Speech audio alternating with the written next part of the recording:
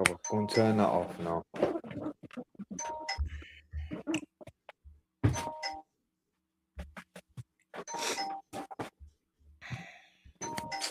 Underneath. Take it up there now, please. I don't need any of that background nonsense.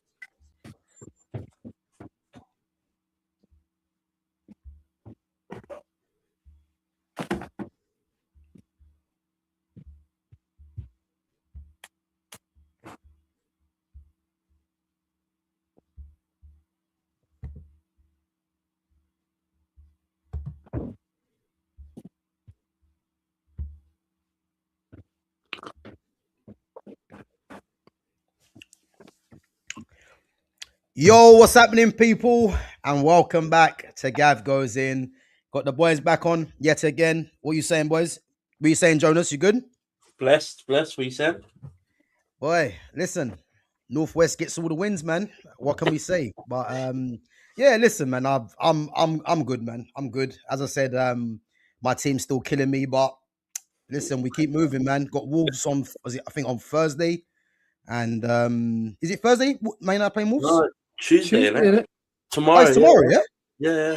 Okay. I keep losing track of the days too, brother. I don't know what day it was. Yeah, trust you, man. This Christmas period's been crazy, man. But yeah, listen, I think apart from that, man, yeah, just looking forward to the games tomorrow. I mean, I'm gonna watch the Aston Villa and Arsenal game. I'm gonna have to swerve United, to be honest with you, because that's the game I'm watching. Because I tell you now, if Arsenal get beat by Villa or drop points, for me, it's game over. So yeah, man, I'm gonna be looking forward to that one. But Fitz, what you saying, man? You all good? Yeah, same old same, really, bro. Can't complain. What about yourself? Yeah, I'm good, man. I literally just got in now. Been a bit of a busy day for me today. Mondays normally always is, but yeah, I just can't wait to this. Just get into this new year, if I'm honest. But yeah, no. Apart from that, man, I've been good, man. Been good. Big up to the chat as well, guys. As always, make sure you smash the like button. Make sure you sub to the channel. Make sure you share the channel as well. And then Jonas and Fitz's links to their socials is in the description as well. So, guys, go ahead and follow them on their socials. As I said, it's in there, so there's no excuse. And as I said, each and every time, appreciate you guys coming on and interacting with the channel. Big up to Foxy Danny as well. It says big up Gav, Jonas, and Fitz. Big up to Babs One Diva as well, each and every time coming through. So listen, let's get into it, boy, because I think Liverpool, you know, three wins on the bounce. I mean, could we actually think that Liverpool have a chance of getting back into this title picture? I think Leeds at home, it's going to be a tough game, but the fact that Arsenal playing Villa, I think if one of them teams lose and obviously Liverpool win their beat Leeds at home, you know, that's 3 points that's been clawed back. And I think at the moment you guys are 10 points behind Arsenal in the league. Yeah. What's your chances, Jonas? And what did you think of the game against who did you guys play against? Wolves, bottom team Wolves. Yeah. We played well. Played really well. Wirtz looked unreal. I know people go, oh, yeah, but he's like out of the last 6 games, I think he's had like 5 man of the matches. Who? Wirtz. What do you mean? So in the last 6 games he's played, I don't know if it's Liverpool or if it's whoever, but he's had man of the match votes where he's man of the match. What? Oh, what fan vote? Yeah, I think so. Yeah. So I think they're looking. A lot of these fans are drinking though, man. So you can't come and say that. Yeah, we can't tell me you don't look good. The kid looks good. Good finish. Hey, I'm a massive Wirtz fan, man. But trust me, man. Are we really gonna take it seriously going off these fans? You know. I just think he's. I think he's played well. Ekatike again looking strong. Hit the post. But yeah, Liverpool again look shaky towards the end, but they've had some. The results have been going our way. So at the end of the day, to be back in the top 4 now, before Christmas, as it happened, it was like, what are we doing here? Like, we shouldn't even be here. We shouldn't even be in this conversation, really. On the conversation or in the position that we were in, we shouldn't have been in. Especially after our run. But again, I think Gakpo's now coming back into the fold. I don't think Isaac will be out as long as we think. I think Mark Gahey might be done with Crystal Palace. What? You think the Gahey deal's gonna be wrapped up? Yeah, I think he's. I don't know if he'll go now, but I think he's going Liverpool. I think Semenyo would have been nice. However, City is where he was always going to end up, I believe. Yeah. But yeah, I can't say no much more. We're playing well, we're winning games. That's all I give a shit about. 3 points on the board. Top 4. And if Arsenal somehow manage to drop points in the next 3 games and Liverpool win all 3 games, we're having a different conversation. Bro, that's what I'm saying. That's exactly what I'm saying. And I think if we're honest, yeah, we can't actually rule it out because it's not like Arsenal are blowing teams away. I think they're just getting over the line. Yeah. But they got Aston Villa. Who's the next game? I swear they got Man United coming up as well. I'll tell you who they've got. Let's have a look. I know they've got Chelsea in the cup. Yeah. Two-legged semi-final, isn't it? Yeah. They've got the first leg in the next few games, and they got somebody else in another cup in the next few games as well. So they've got Aston Villa. Then they've got Bournemouth. Or Bournemouth away, yeah. And guess who they're playing after that? They got us in it. No. You in it? Liverpool already? Yeah. 8th of Jan. No way. 8th of Jan. Ain't that a cup game though? That's my birthday. Listen. Hey, 8th of Jan, yeah? Listen. You guys are winning the game. I promise you. No, it's not a cup game. Oh, okay. I thought it was a cup game. No, I don't think it is. Okay, they got Chelsea in the cup after that, innit? Nah, so it's Aston Villa, Bournemouth, Liverpool, and then Portsmouth in the FA Cup 3rd round. And then Chelsea after that in the EFL Cup. Okay. I overlooked Portsmouth still. Fucking hell, it's Portsmouth, innit? You know what? You know what I heard as well? I heard they've got literally about 8 games in January. They got a lot of games in this month, bro. This month coming. And then in Feb, towards the end of Feb, they've got a run of games where they've got like Tottenham, Chelsea, and somebody else. Like 3 fairly sticky games for them still. Yeah. I mean, what do you guys think of? Obviously, just going back to Liverpool, yeah. I mean, when I see the result, 2-1 against bottom of the table Wolves. You know, I didn't see the game, but part of me was thinking to myself, did they hang on for the 2-1? Did any of you guys see the full game? Were they hanging on, or just Wolves got a lucky goal at the end of saying? No, go on, Jonas. No, it's your club, bro. Go for it, bro. So I don't think they were holding on. So the first couple of chances, there's a chance where Wirtz plays in Ekitike in the first half, and he's sort of got 2 or 3 players around him. He dinks it and hits the post. And then after that, there's a little bit of a jinky-majanky, and then it comes through from Frimpong comes through to Gravenberch, who then scores. And then Liverpool go 2-0 up with Wirtz scoring. And then after that, the first 15 minutes of the second half, I'd say, was Liverpool. And then Wolves sort of started getting back into the game. And then they scored, and you sort of thought, here we go again. This is going to be nervy. But Liverpool created chances, and so did Wolves. So I think it could have gone either way, but Liverpool just held on. I mean, what? Did you feel like at any point that Wolves could have got back into the game, or was it just a case of Liverpool just missed a lot of chances and couldn't really kill the game off? They didn't really kill the game off. Like, there's a few like miscued chances, a few over the bar.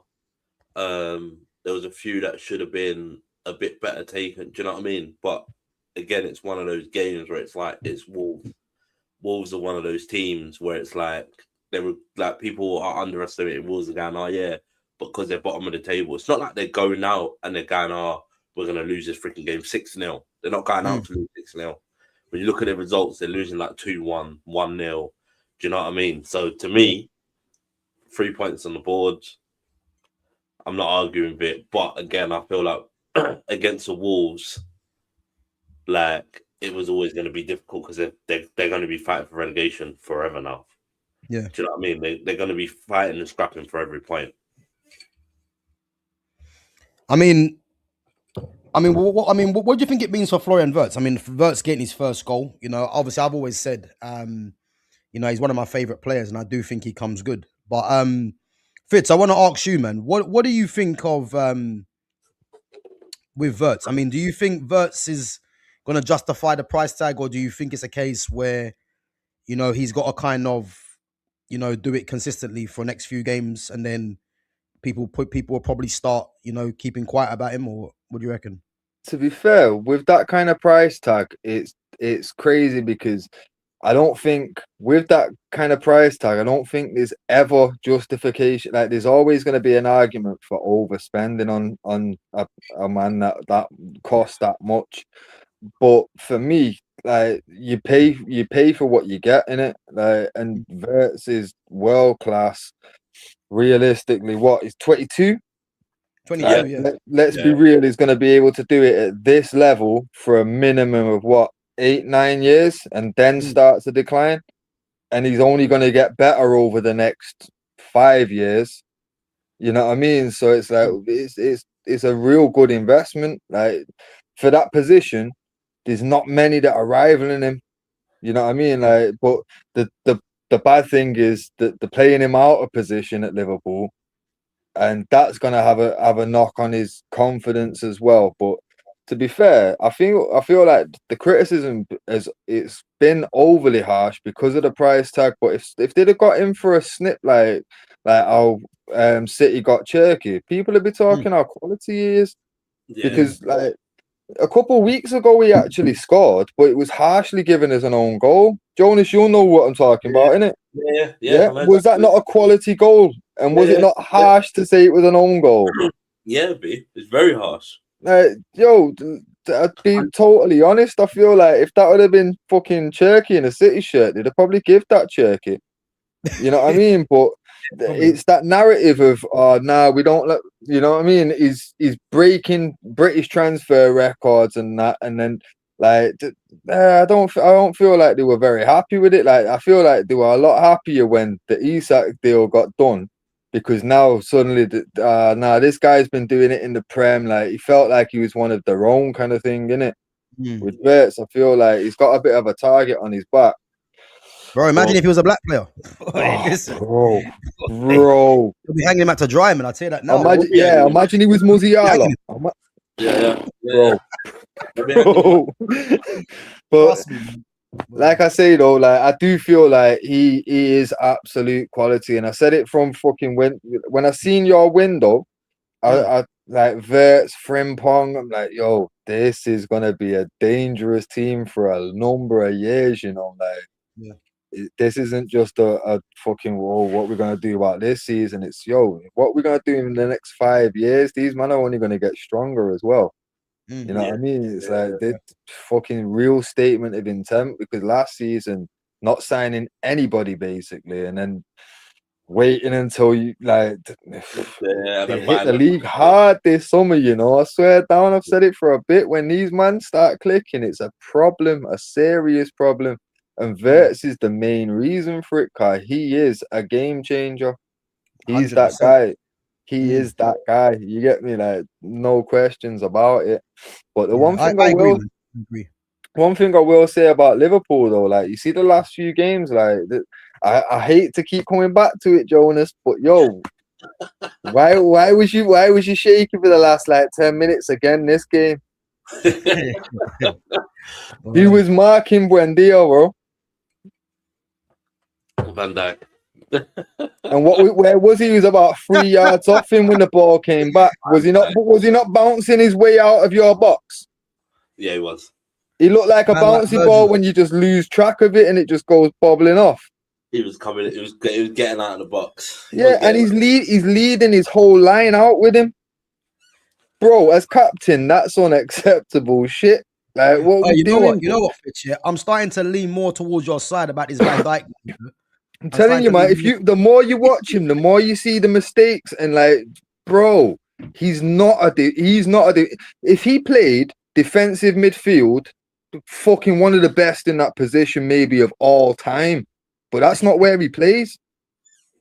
You know what I mean? They're playing him at centre back where, everyone is required to do their defensive duty first. And that's not his strong point. And it's like, well, to me, that's not a defender then.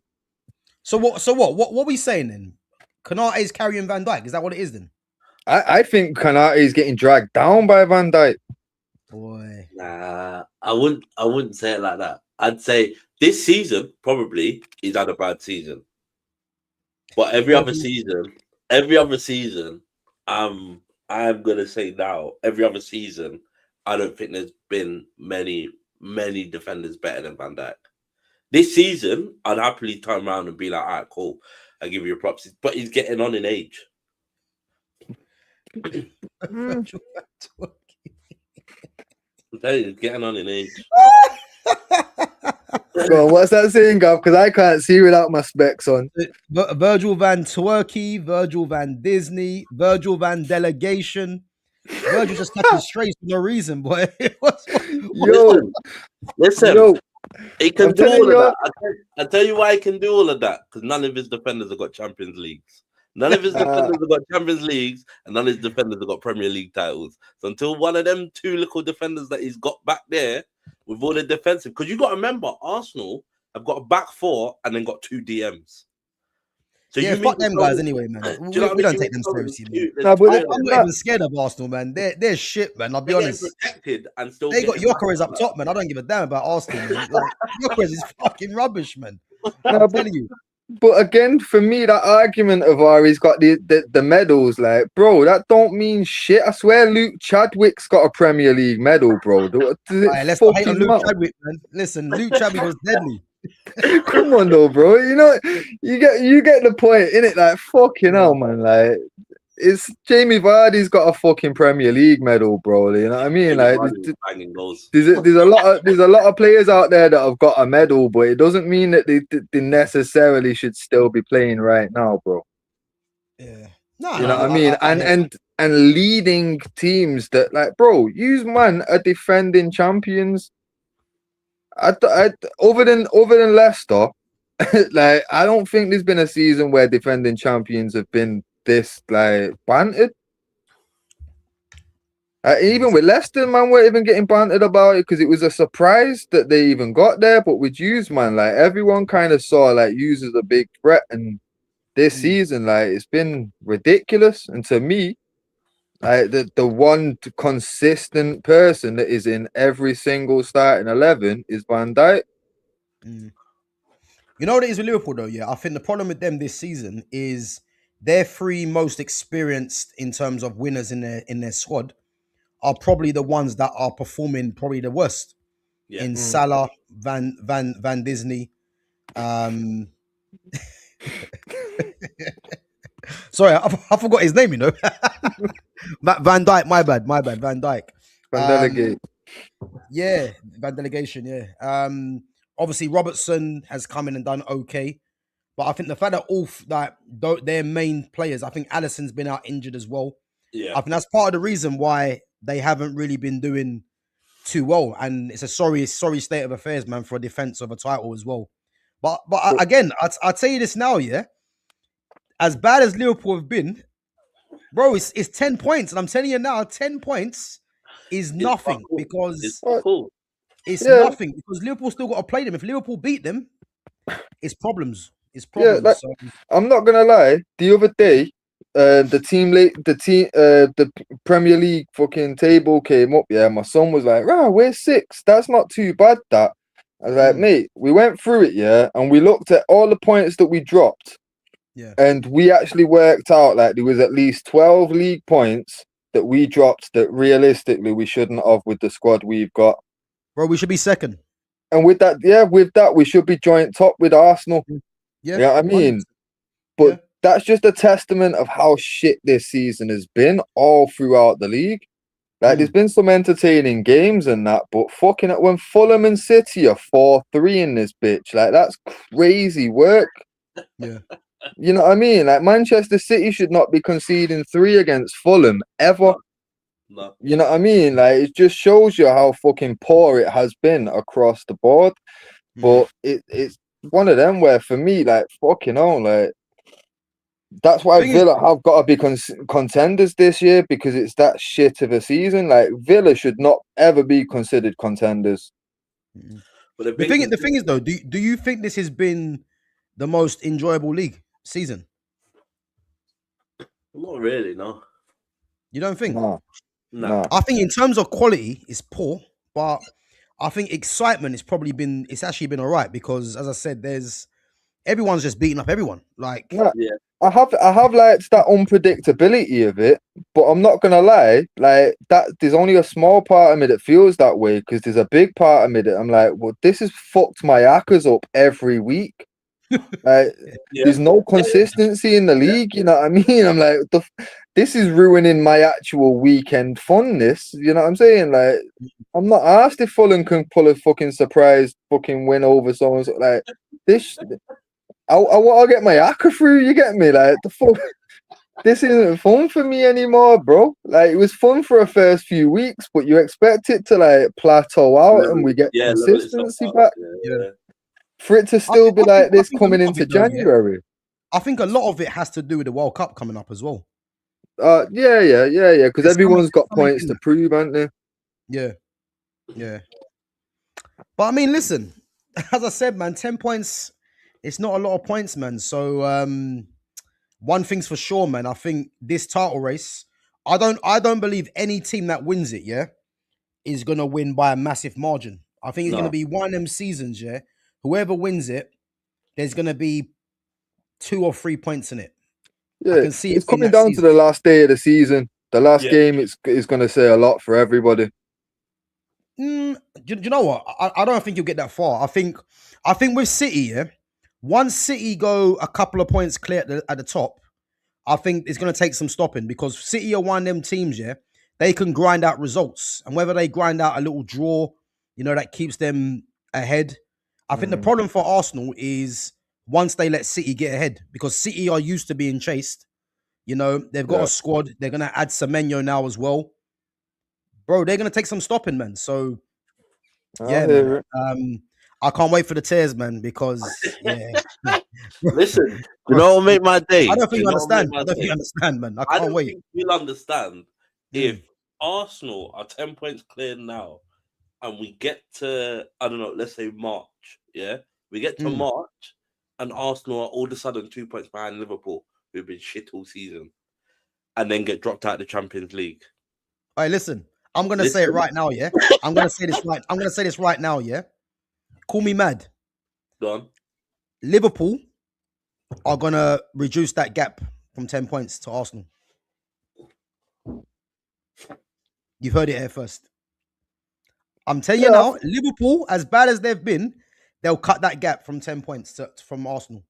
Yeah, I think they've got to, like, they can only get better, cause as you see, like, Frimpong and Wirtz and these men are now starting to click and learn where their role is in the team now. Like, Frimpong's run to settle Gravenberch was fucking yeah, man. He knows what he's doing now. You know what I mean? He looks comfortable. Anyway, do you think he's been good last couple of games? Yeah, from what I've seen of him, I thought he looked decent, to be fair. He's not looked the same as he has in Germany yet, but like, I don't expect it. It's a different option to me. Compared to a Conor Bradley, it's a different option. And I think if you keep both of them fit and rotate both of them, you're in problems. Like, you are in problems. In terms of, I don't know who starts 1 week, I don't know who, do you know what I mean? That's where the problems are going to come. And then you got to think to yourself, we have no Szoboszlai at the weekend. Oh, he didn't play? No, he's suspended. Okay.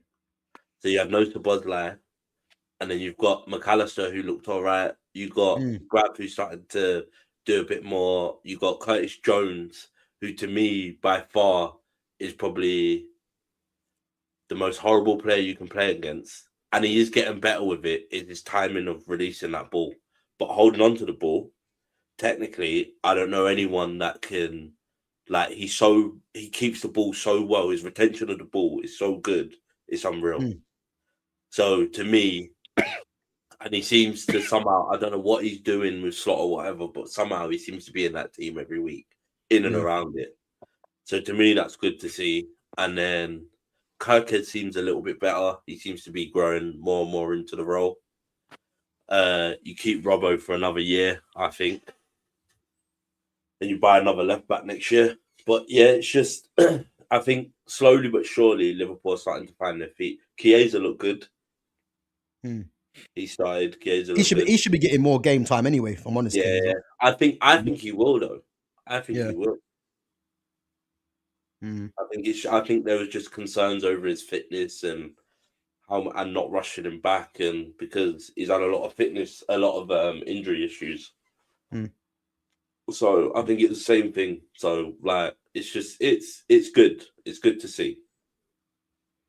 Well, that game against Leeds.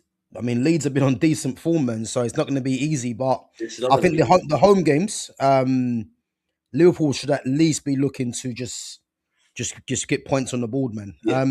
After Leeds, who have Liverpool got next 2 games after that?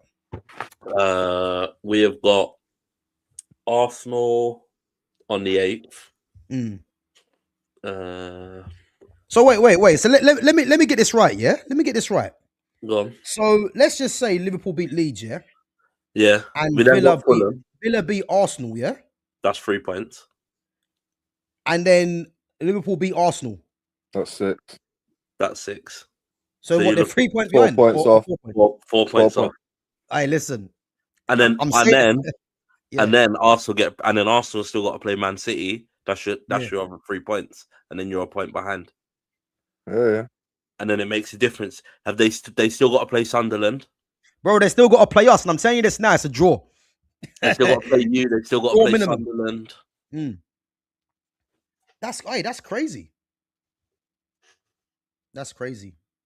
So, boy. And they've got Chelsea in, think it's the end of February. Yeah. They've got some difficult games. Yeah. Well, I'm looking forward to it, man. Do you know what? I can't tell you how much I'm looking forward to this game, because I think, if Arsenal don't beat Villa tomorrow, and even if it's a draw, for me, this is when it starts crumbling for them. Yeah, they've lost the league. Yeah. And they've put themselves in the position right now, where they were at least like 4 or 5 points ahead of City, They now go into every game knowing they can't even afford to drop points. No, you can't afford to draw. I know City have got Sunderland away, which will be tough, but I think the way City are just putting teams away, scoring goals, I think City are gonna go there. And even if it's a narrow 1-0 win, I think they'll do that. They don't care. Yeah, they don't care. They'll do that. They don't care. Yeah, City find a way. You look at Forest did very well defensively against City, but they'll find a way. And it weren't. And the problem was, it weren't even Haaland. Trust me. And you know what's mad? That set piece, that Cherky fucking ended up scoring from. They tried that earlier in the game, and fucking Foden basically put it out for a fucking throw in. And I was pissing myself when I saw it. I was like, what kind of corner was that? And then he executed that. I was like, that was exactly what he was going to do the first time, innit? That was straight off the training ground, bro. Like, they know what Cherky can do, bro. Like, all you need to do is just find him one time in 90 minutes, and it's there. Same way for Haaland. You know what I mean? When you've got 2 players on the pitch like that, it's a problem. And then you got Foden coming into the mix, back in form as well. Bro, Reinder's getting goals as well now. Couple of goals in the last couple of games. Trust me, man. Trust me. And Semenyo coming now as well. Yeah, trust me. And then obviously they can bring fucking Savinho or Doku or bro. They've got some serious threats. Yeah. It's mad. They have, man. They have. Let's go on to the let's go through some of these chats.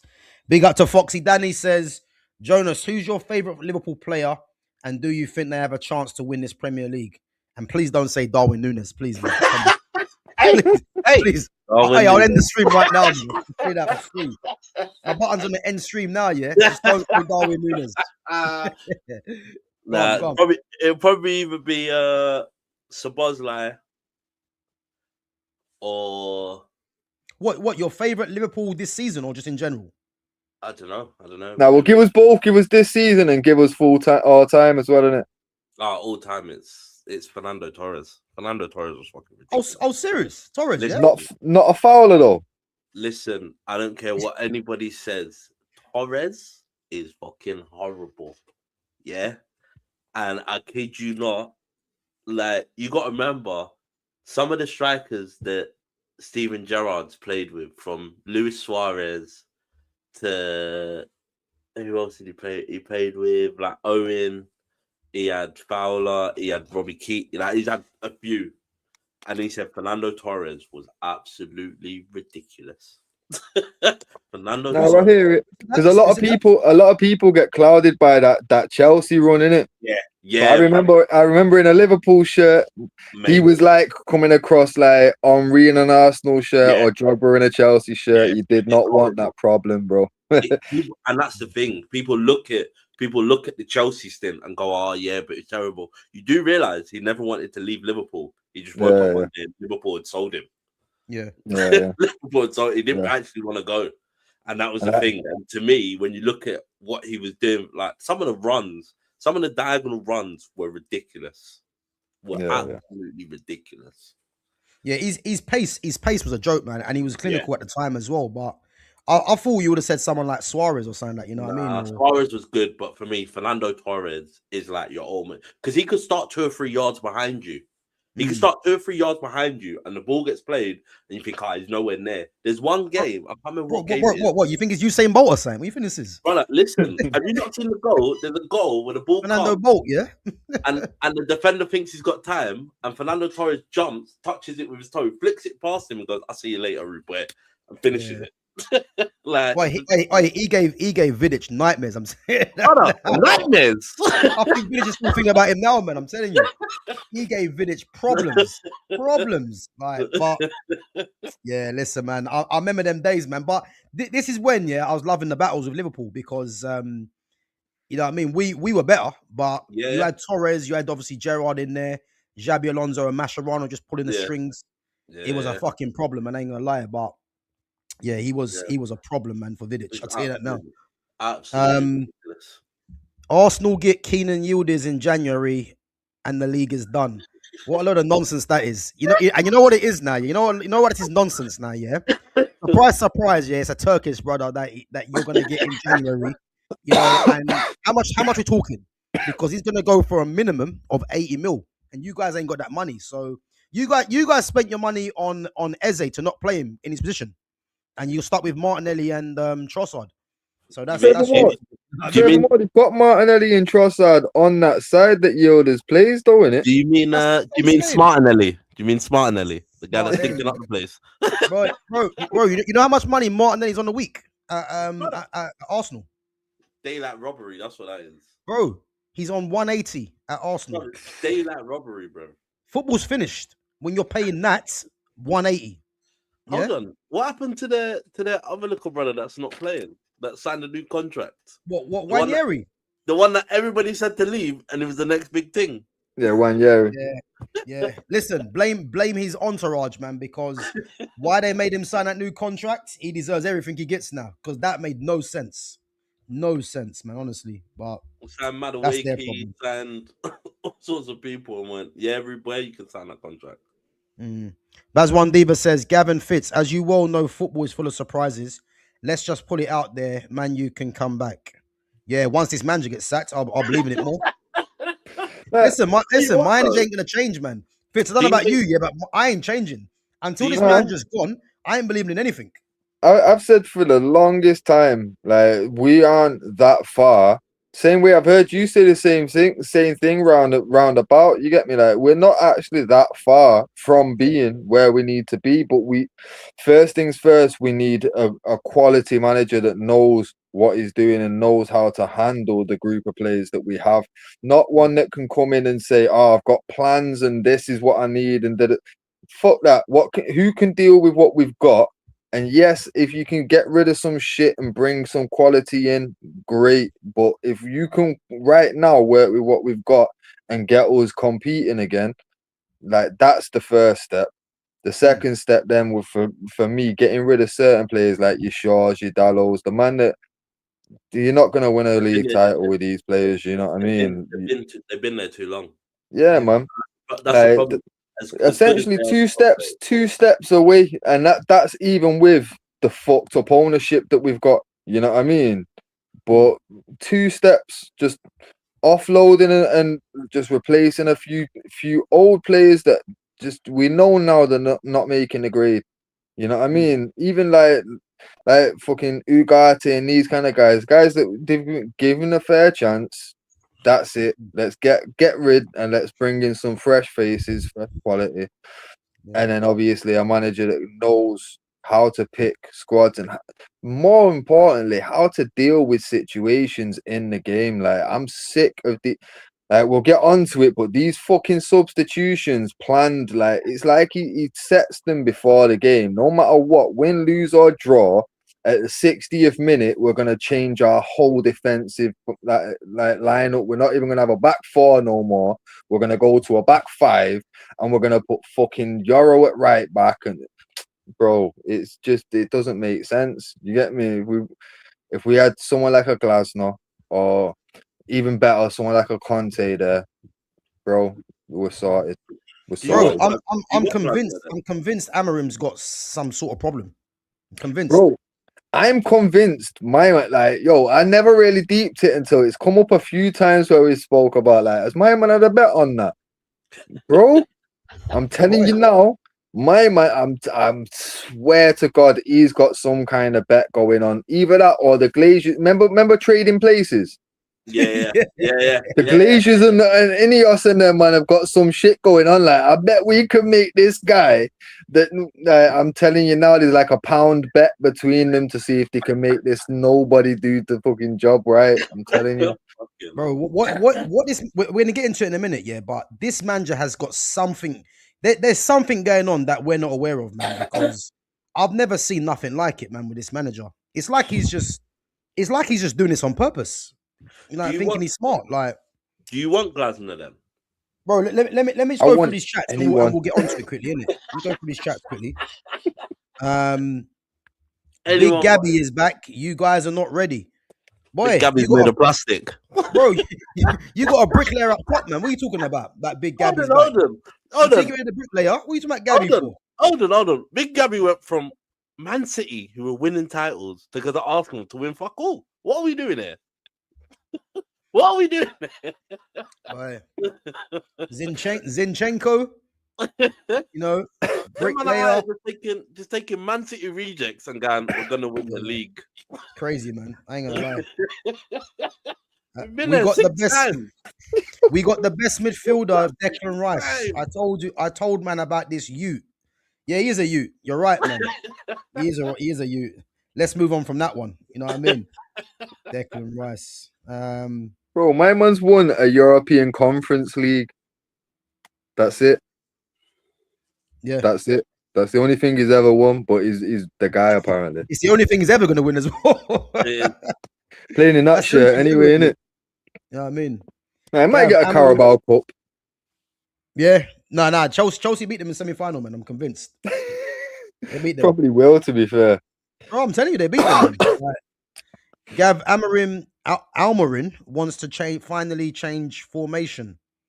Yeah, listen, I ain't here for that, man. I'll tell you that now. I should have done that at the start when he fucking first come here. I don't want to start hearing he wants to change formation now, man, because just sack his ass, man. Simple. You know what I mean? Let's go through some of this. Martin Smelly, yeah. I hear it.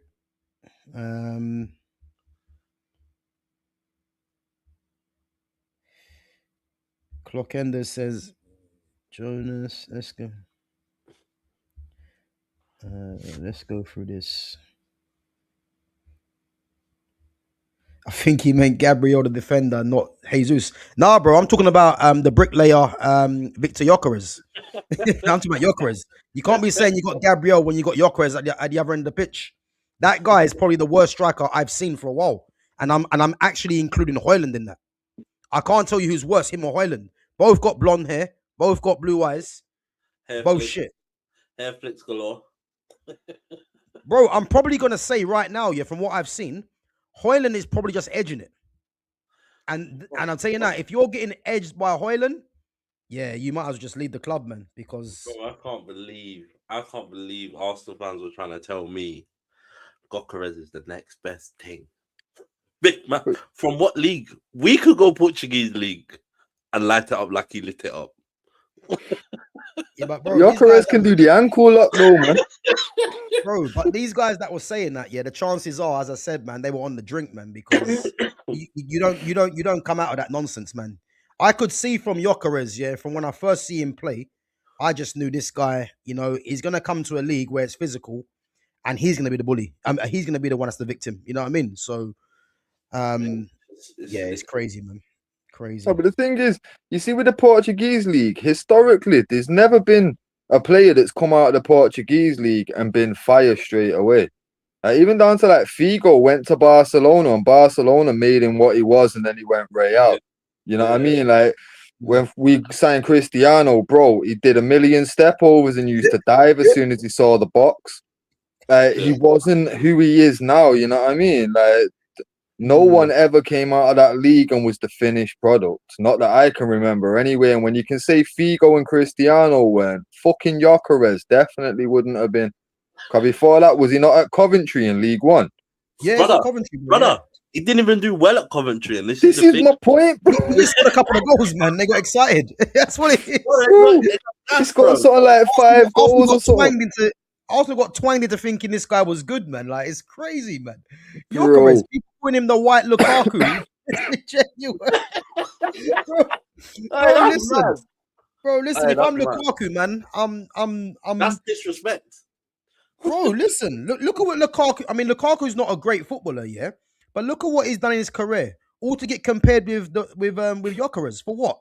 That's madness. Lukaku didn't become a pro yet for this. I'm telling brother, you. Listen, he bossed it at West Brom. It's crazy, man. You know what's crazy though for Lukaku? He went from being compared to Drogba to Gyökeres. Bro. And then the conversations with Højlund as well, by the way. You know, bro. The only comparison with him and Højlund is that they're both left-footed. You know what I mean? That's it. I'm playing Italy currently. Yeah, it's madness, man. Absolutely fucking mad. Big out to Foxy Danny says, Gab, did you hear about Joshua was in a car accident in Nigeria? Yeah, I heard about it today. Yeah. He's actually, I just see it now. He's actually in a stable condition, but apparently there was 2 people that actually passed away from the crash. Yeah. That's crazy, man. It's crazy. Man's fresh from beating up Jake Paul to now in a car beating up the white man and then getting the car accident. Boy, it's crazy, man. But yeah, man, I'm telling you, man, this is life, isn't it? Like brother, one thing you're in one minute you're in the ring boxing, and the next thing, man, you're in a car crash, and thank God he's in a stable condition, man. But yeah, rest in peace, man, to the people that passed, man, because it's not good, man. It's not good. But anyway, let's move on anyway, because we'll get onto them jokers Arsenal a bit later, because the tears will be coming very soon. I promise you that now, yeah. But Manchester United, obviously Newcastle. Obviously, I've done a stream today, yeah. About wait. Before you start, I just want to give your man a round of applause, because the technique on that finish. Yeah. But bro, I'm gonna get into this in a minute. Yeah, I'm gonna get into this. Yeah, once I've had my say. Yeah, but obviously I've done a stream this morning about Conor Gallagher. Yeah, I heard Conor Gallagher links, and I'll tell you now. Yeah, I've already said, bro. Yeah, this can't happen, man. I'm trying to hold it in, yeah, because I don't want to swear and get demonetized, yeah. But I'm saying this now, yeah. If they sign him, yeah, I think every word that comes out of my mouth will be swearing, because this can't happen, man. I never thought, yeah, I'd be supporting Manchester United, yeah, and be thinking we're gonna have a team of Ugarte, Mounts, Bruno, and Conor Gallagher. Like these things are a joke, man. Like, and yeah, I want to just get off my chest, man, because the thing is, 25 million fee has been set. Yeah, Manchester United cannot seriously be in for this guy, man. I'm telling you, I don't give a damn how old he is. Yeah, 25, 26. Yeah, that cannot be a possibility. Kobe Manu's career didn't die. Yeah, at this moment in time for Conor Gallagher. Sorry, man, it can't happen. Yeah, but moving on. Yeah, moving on. Bro, I'm being serious, man. I can't actually believe, man. The links are real. Man, I've been in talks with Conor Gallagher. Why, bro? Just go and get James Garner back if you want to. If you want to bring another English guy. What are we doing with this guy, Conor Gallagher? Like, it's ridiculous, man. Ridiculous. He loves the track star. That's the problem. Huh? He loves the track star. That's the problem. He just loves. Bro, listen, I'm fed up of it, man. I'm fed up of it. But I'm not even gonna believe it's true, man, because this can't happen, man. I'm seeing people out there actually saying it'll be a good signing. I mean, what's happened to this club? They're saying it'll be a good signing to do what? I'd rather just play Ugarte. That's how bad it is. Just play me Ugarte. You know what I mean? But listen, 1-0 against Newcastle, yeah, and I have to say, yeah, I mean, 4 at the back. Am I excited that he played 4 at the back? Not really, because it's kind of admitting defeat, really, and you've just wasted our time by doing this now, you know. And I can't stand this manager for one, yeah, but I'd have respected him more if he just disregarded everyone and just kept to his formation. The fact that he's changed and we're now seeing a better performance in the first half, surprise, surprise, because they're playing a 4 at the back where they're more comfortable, yeah. The Patrick Dorgu strike for me was a great strike, great connection, yeah. But if that's Donnarumma in goal, he saves that, yeah. You had Kit Kat fingers in goal in bloody Ramsdale, yeah. He should have saved, bro. He should have saved it, man. If that's Donnarumma in goal, if that's Thibaut Courtois, they're saving that. I promise you, they're saving that, yeah. But nonetheless, man, we got the 3 points, which was all that I wanted, really. Dorgu played well. Aiden Heaven was good. Lissandro was good as well. I thought Ugarte had a decent game. You know, Cunha as well. And then second half, yeah, has to be up there with one of the most idiotic things this manager has done. And this is why I'm saying, yeah, he has to be doing this on purpose, because you have a good first half performance, first 30 minutes, yeah? This manager decides to bring on Fletcher. And I don't care what anyone wants to say about this Fletcher guy, yeah? He's only being brought on as a FU to Kobe Manu. That is all it is. Because the guy, I heard, and I hope it's not true, I heard this guy had something like 14 touches, or maybe less than that, in 45 minutes. And again, that's not his fault, yeah? But why the fuck is he coming on in the first place? Yeah. And then I'm hearing people get on to Joshua Zirkzee, yeah? And again, this is what people need to realize with Joshua Zirkzee. Joshua Zirkzee needs players around him to connect with, yeah? This manager went 6 at the back against Newcastle and just left Zirkzee and Cunha up there as, go on, you two, get on with it. And there was no surprise why, you know, the ball was just coming backwards. Again, he was trying his best, but again, he's probably disillusioned with life now anyway, because he can clearly tell this manager's taking the piss anyway.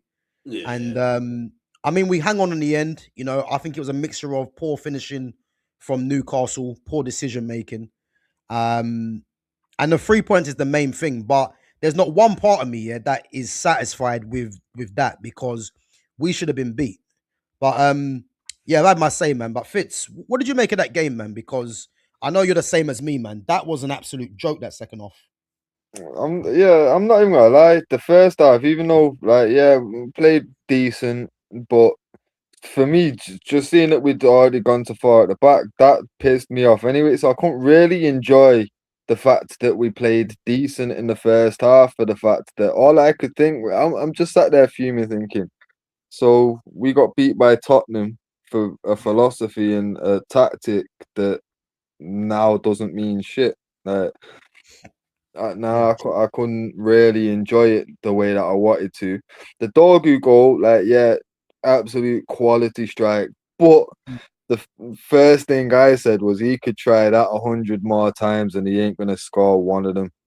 Yeah. You know what I mean? Like, I've seen him take a couple chances from cutting inside and that, and he's never had a decent shot like that, like so far since last January. You know what I mean? That's 12 months of watching him play. I've never seen him strike a ball like that.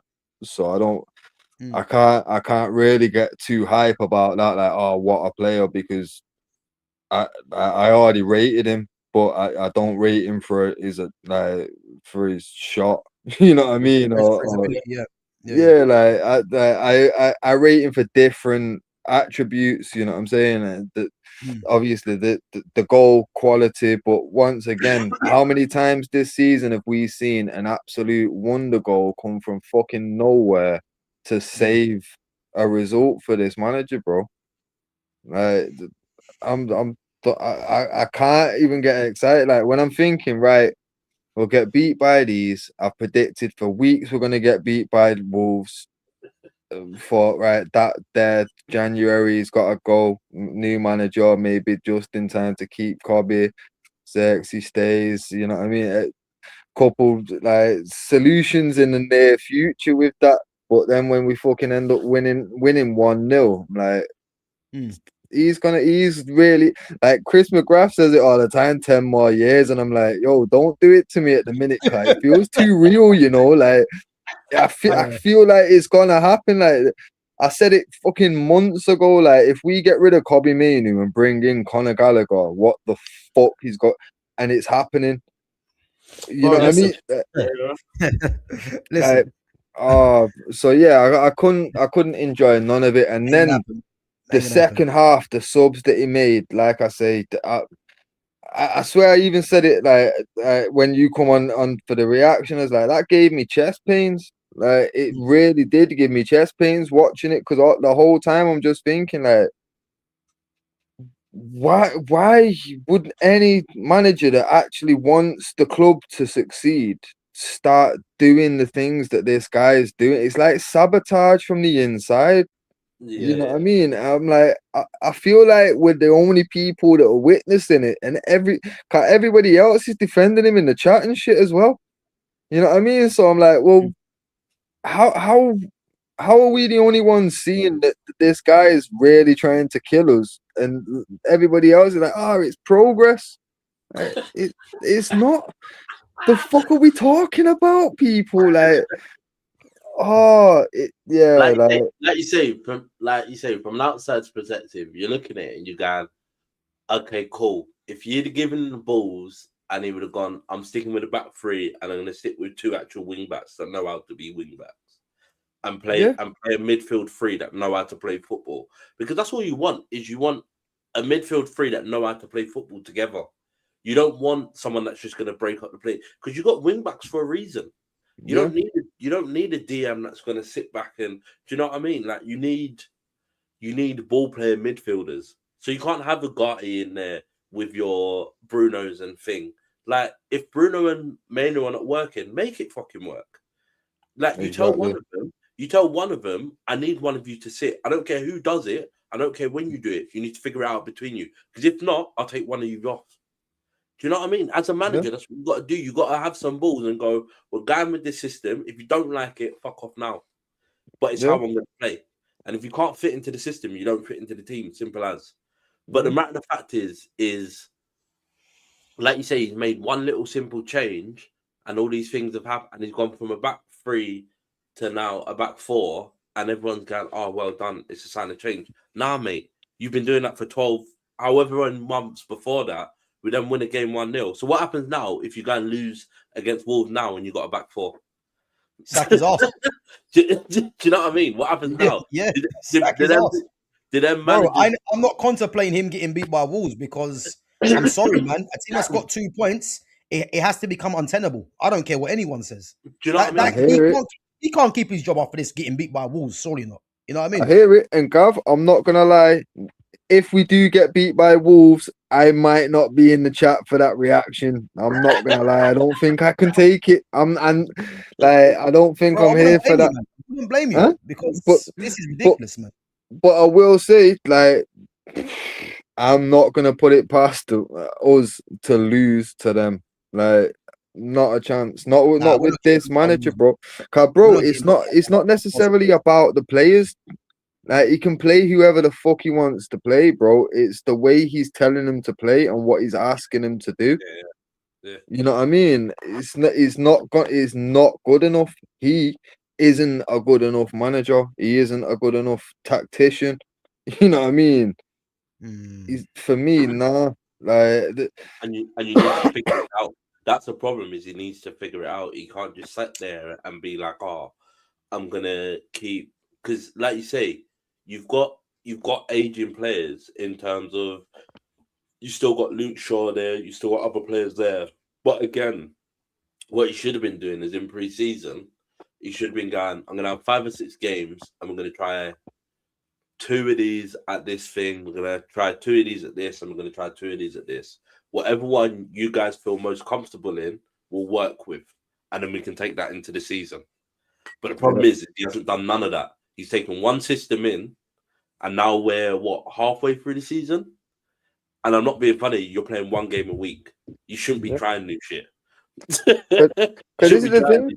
You know what I mean? Everyone was saying, we can't sack him even though we had a shit season because he never had a pre-season and it makes a difference. But what fucking difference has it made? Because this guy is now suddenly coming into January starting to fucking experiment with shit. But the whole pre-season, he kept his bullshit formation and his bullshit tactic. Bro, he's taking the piss, yeah, and these fans are buying it. That's literally what he's doing. Exactly, because I'm sorry, yeah. Why would he think it's acceptable now to change the formation when you never done it at the start? Exactly. This man was quoting the Pope, remember? Yeah. Not even the Pope will make him change formation, and now he's changed it. And people are not even getting onto it. It's like, are we actually like, what are we doing? Like, are we actually realizing what this guy's doing? Just plain face lying to us, and it's like, nah, let's keep him. Why? I mean, this is leading to nowhere. By the way, it's leading to nowhere. Trust me. No, it's not leading to nowhere. It's leading to him potentially selling one of our best prospects, if not our best prospect, and replacing him with a cut price Chelsea reject that's not done well in Spain either. Yeah. Like it's actually gonna lead to a lot more damage, bro. Like it's you know what? I'm gonna stop, cause I keep swearing, cause this is what he does to me. Yeah. And the thing is as well, yeah. I cannot actually believe United are making this same mistake again. Learn from Manuel Ugarte. When PSG said we can have Ugarte and for 60 million, yeah, there should have been alarm bells ringing. And you're gonna go and do the same thing for Conor Gallagher. But why is Conor Gallagher getting away with it? Because he used to play in the Premier League and it's 25 mil. But the thing is, he used to play in the Premier League. Why doesn't he now? Because he's fucking shit. That's why. Why was he? You get me? Why was he sold in the first place by Chelsea, who have now replaced him with other players that are his age and younger? You know what I mean? Bro, Gallagher out, Caicedo in. You get me? You see what I mean? But we're gonna take the Conor Gallagher that them man didn't want, that has also not done well in Spain, just because he's cut price, and make a profit on the whole situation because we're gonna sell Kobe Mainu. Yeah. Where's the club? Where's the club gonna be if he stays until the end of this season and gets another summer? Bro, I just can't believe we're talking about Conor Gallagher, man. I can't. Bro, this is bro. Here's the scariest point to think about, bro. If he gets next summer as well, yeah. Say for example, we bring in Conor Gallagher as Mainu's replacement, which, let's be real, that's no replacement. But that's the level that we're setting, right? End of the season, Casemiro's going. What replacement are we getting for Casemiro if we've got Amorim? What happens if Bruno goes? Because then now suddenly we've got to replace 2 starting midfielders, and he's going to do the same cut price nonsense. So can you imagine who we get in summer if Amorim's there? The thing is, I'm looking at, because obviously the links have been to Baleba, Elliot Anderson, Adam Walton, yeah? I'll be honest, yeah. I think out of them 3 players, I think we get one of them. right? They're the links that we've heard since last summer. So why are we now talking Conor Gallagher, bro? Bro, it doesn't make sense to me, and it's this manager. But I don't even want to mention his name again.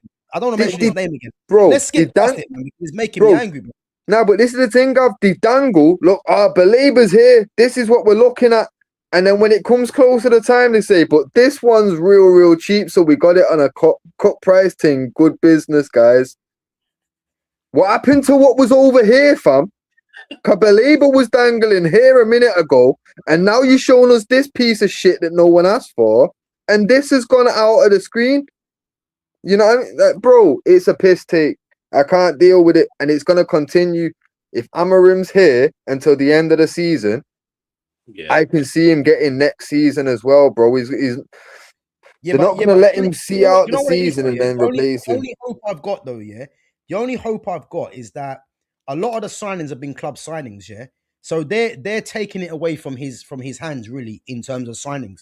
This is why I think this ain't going to happen.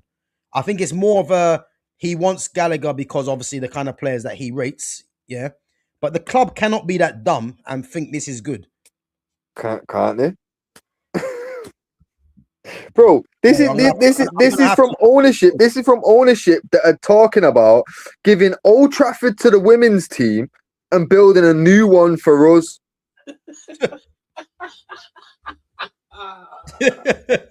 Yeah, hey, I've not even heard that. That's crazy. This is from someone that lives in money, and I'm hit. This is the rumors that we're hearing from people that work inside the council and that, bro. They're not gonna knock down Old Trafford, but they're looking to build this new Wembley of the North, which is gonna be for us. But what's gonna happen to Old Trafford then? The women's team, obviously. How's that obvious? From give them New Trafford and let us keep our history where Cantona and these man played. The thing is, I heard they were knocking down Old Trafford. No. Bro. No, they won't. No, they won't. They'll extend it. Do you know how much land they got around Old Trafford, man? This is what I'm saying, man. No, they was looking, bro. When I was a kid, they were looking to build a United village, bro. Yeah. Like like they own a lot of land, but the one thing that they just don't own is like a cargo bit in it, where like like off the back of trains and that. Yeah. Where they store all them bits, but they don't own that bit in it. But now, obviously, like they had a deal in place, like it was going to get sold for say like 2 million for this land, but then they announced that what they were going to do with it, and now the owners said, well, it's worth more than 2 million, then, innit? So now they're stuck between a rock and a hard place, because now they're going to have to pay Big P to get that. But once that's bought, they can start building, basically, innit? Yeah, because they were going to do what Man City did, because they bought all the land around it, so nobody else could get on the land. So they were going to do what Man City. So what Man City did was they bought their stadium and had all the stuff around it. Then they built like the academy, the school stuff, all that stuff around it, and that's what's made Man City the better environment, because they've got all this technology and all this stuff. So when they sign players, because like they were talking about signing players, so when they sign players from young, they put them through school and stuff. Even if they don't qualify and make their thing, they still put them all through school. Like, it's mad. It's absolutely mad. So basically, they're ahead of the curve, man. That's what they're. Yeah. But basically, they jacked what we was looking to do, but because they've got better owners that are just willing to spend the money right up. We've got owners that had these ideas for fucking over a decade and just they ain't actually put it into practice yet. Been sitting on their ass all night. Yeah, but this is the thing, they come out with these bright ideas that make all the fans think, oh yeah, that's sick. But then it takes fucking 10, 15 years for anything to actually come to fruition. By then, City have already done it and mastered it and moving on to the next big thing. Bro, it's like this is why I always say first things first. I'm always Glazers out. These men need to go first before we can really make drastic changes to come back to being a great club again. But we can succeed bro, you know what it is, without that. Yeah, but you know what it is though. Yeah, I hear all that. Yeah, but the problem that I have is that, like, if these fans really wanted the Glazers out, like look at how these other fans in other countries act.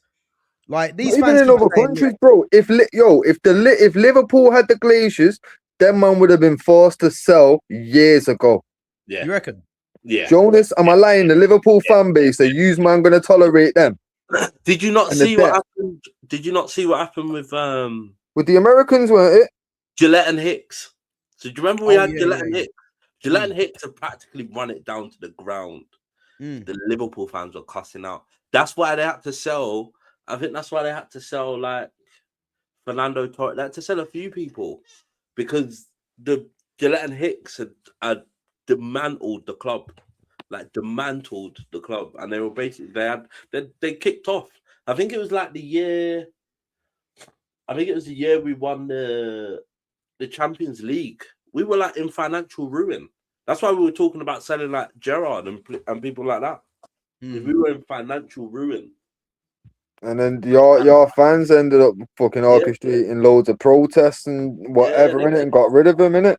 Yeah, they kicked off. They kicked off big style. But that's what I'm saying. When it got to a point where enough is enough and enough details came out, and they realized what the club was going through, Liverpool get out, and they made it happen, bro.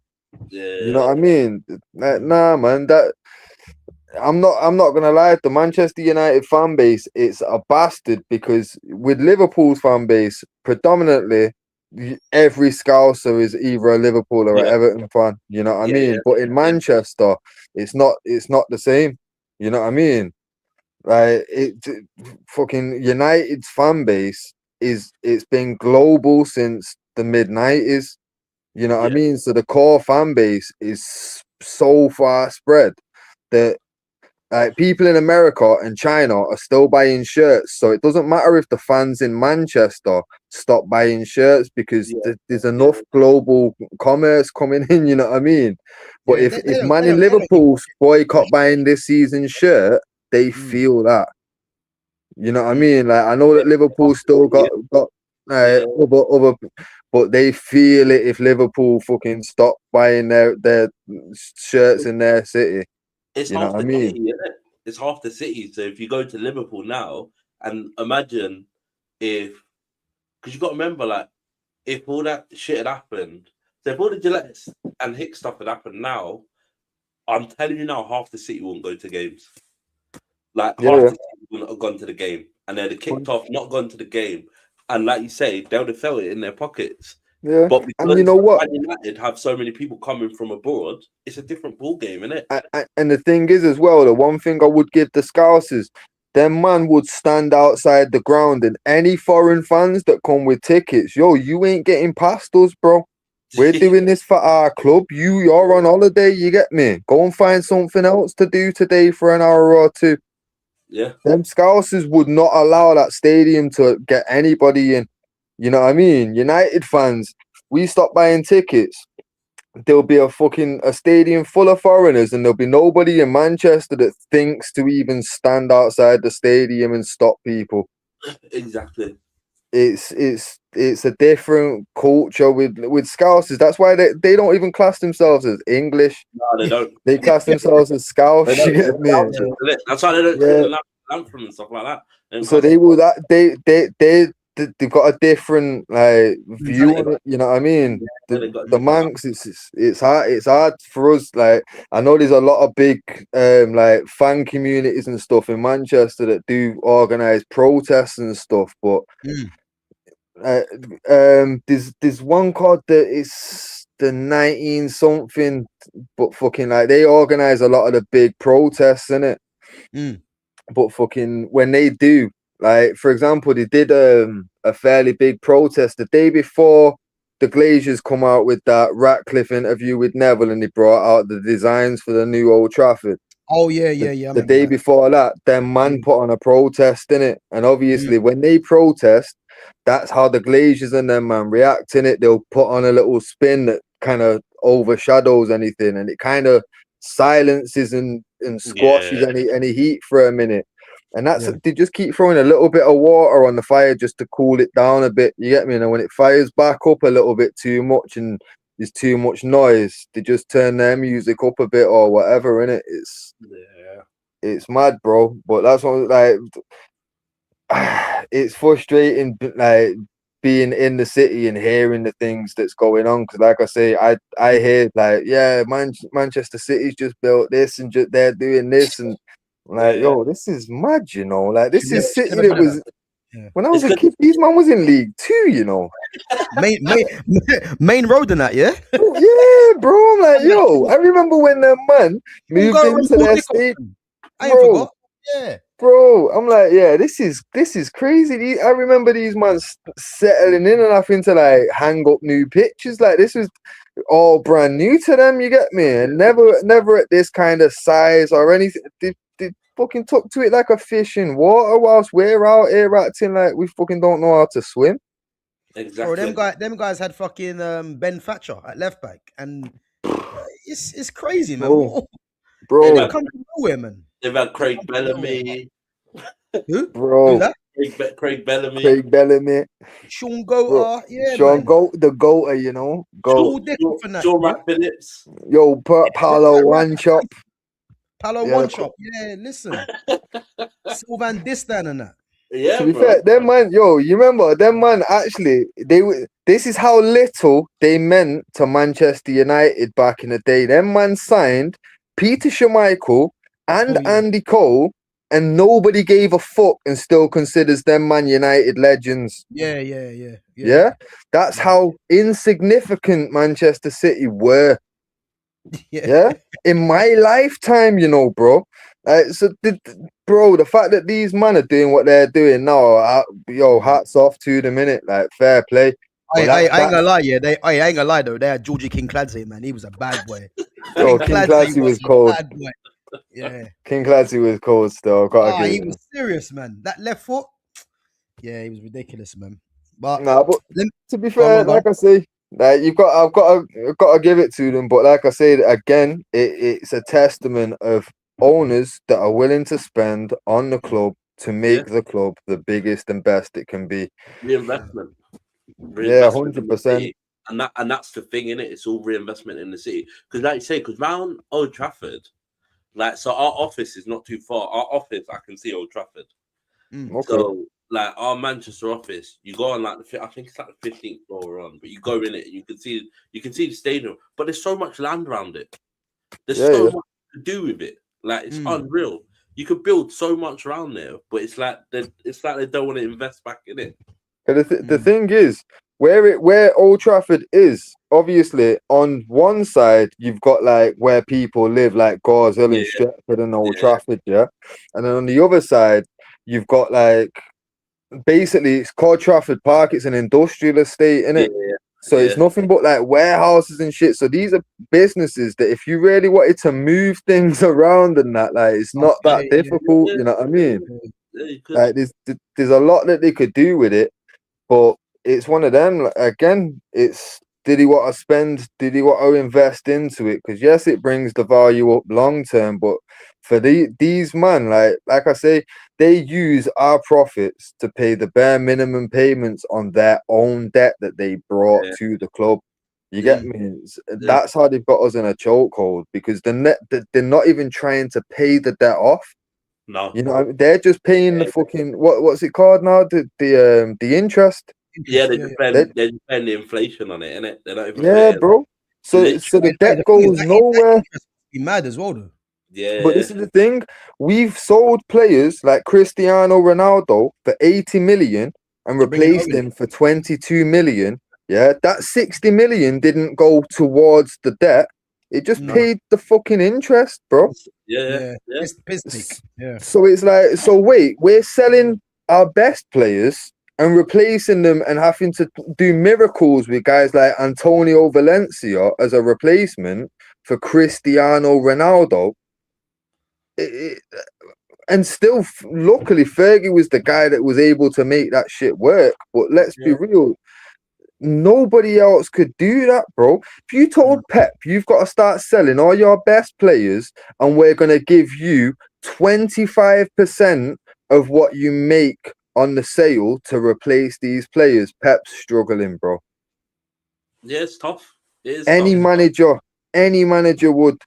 You know what I mean? It's like, well, you're gonna struggle anyway. You know what I mean? Especially like people talk like, oh, look how much United spent in summer. Cool. What did Chelsea spend, bro? I know that they were close to double what we spent, fam. Listen, this is the thing. This is the thing nobody's talking about. Look how much money Chelsea have spent, but it's the way in which they've done it. That's why nobody's talking about it because they're doing it over 7-year contracts. Yeah. Because it's a 7-year contract. In the first year, if you're paying 100 mil, that's 7-year contract. That 100 mil looks like fuck all. Yeah, you know what I mean. But again, who's signing these slave deals? I got to say it for 7 years. The good thing is, the only thing I would say is players like Lavia, who's constantly injured, he's laughing because he's getting paid no matter what for 7 years. So in his head, I'm still getting paid for 7 years. But it must be frustrating because he wants to play. Do you know what I mean? Even though you're young, you want to play. Do you know what I mean? You definitely want to play. But again, I'm going to say that Modric has gone back to be an Olympic runner, brother. Like, do you know what I mean? I'm getting paid by Chelsea. I'm a footballer by trade. I'm getting paid by Chelsea. I'm gonna sit on this bench. I'm gonna gonna go and run in the Olympics. What? Who's that? Who's that? Modric. Yeah. What? Luka Modric? No. Mudryk, innit? Mudryk. Oh, Mudryk. Yeah. What's it? Modric. No, Mudryk. Oh, Mudryk. Yeah. So do you know what I mean? It's just, but again, it's that old thing of nobody's looking at how much Chelsea spent because of the way they're doing the deals. But it's just crook. It's crooks with money. That's all it is. You don't have to do that. You're crook with money, innit? But this is the thing, though, fam. When we've got owners that don't want to spend money and don't want to break no rules. Like, yo, Manchester City, I don't give a fuck. This 115 charges has been there forever now. This ain't gonna go away, bro. They're getting off of that, man. This league, it's gone that long now. They couldn't relegate them now and do like what happened to Juve and when the cheating shit happened. Bro, the problem is, this league, cannot afford Man City to get relegated anyway. Exactly. Now they can't. No, because every year they're guaranteed to make some money off seeing City go into the Champions League, and every year you notice now group stage. They don't even wait till till it's into like the knockouts. They do every year. Real Madrid, City, every year. Yeah. There's too much money in having that game go on in Manchester at least once a year. Like, nah, man, it's a piss take. So now, realistically, what we've got to look at is these men are going to get away with it. So now, as long as you're willing to break enough rules and spend enough money where you're guaranteed to be successful, then you get away with it. Or you invest and do shit properly.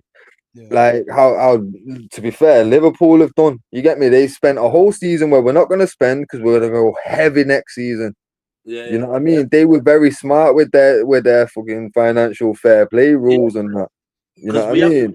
And that's the thing. We didn't spend anything for like 3 or 4 seasons. You got to remember, there was one season where we bought freaking Chiesa for like 12 million. For 20 mil or something, when it cut price that. Yeah, it was like some stupid little price. And then you got to think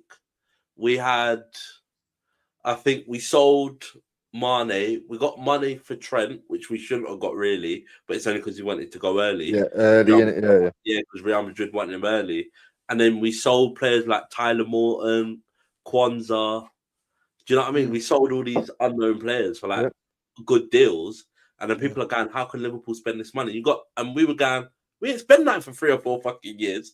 We had the same squad, the same man with the same brock up leg. You know what I mean? Man for 3 or 4 seasons.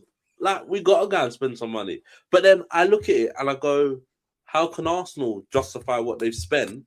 And I know they did well to get where they were, but they haven't won anything. Yeah.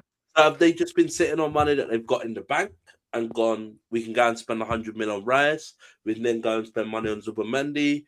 They then bought Havertz, they bought Gabriel Jesus, they bought Madueke, they bought do you know what I mean? They bought all these players, Hincape, fucking Mosquito.